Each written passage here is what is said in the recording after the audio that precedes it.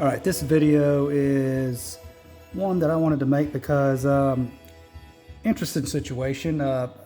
Everybody who knows that the FN-509 and the FNS, there is a there's this little front pin right here that if anybody wants to do a trigger upgrade, this pin has the reputation of being the damnedest thing to get out and get reinstalled.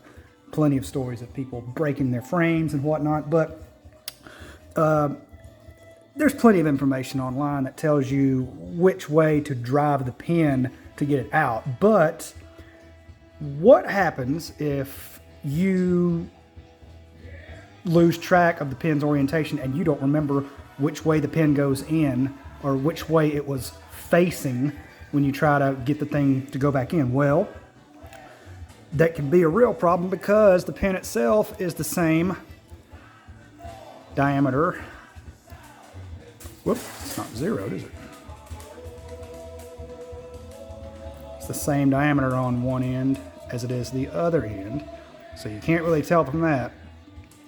But there is one thing that you can check out here on this block. So this block, obviously it goes in right here.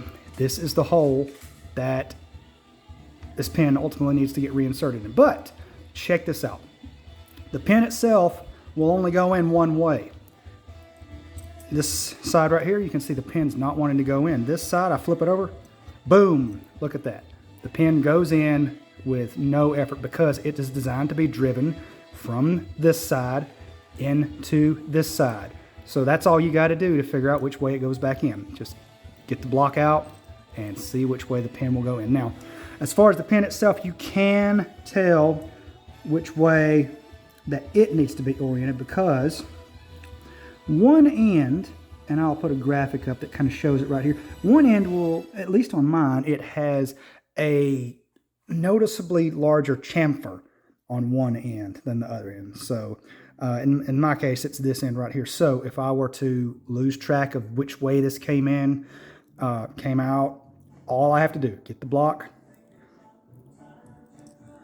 Oh, the pin's not going in that side, but it goes in that side. Bingo. That's all you have to do. So you know that when you put it back in here, man, I love how these things are actually really closely fit. Go in there, you bastard. So when it goes back in, you know that the pin needs to go this way.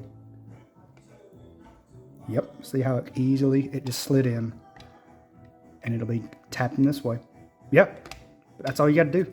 Figure out which side of the block it goes easiest on. Make sure you have the pin end that has the larger chamfer of the two, and that will be the pin end that needs to go in. So, hope that helps.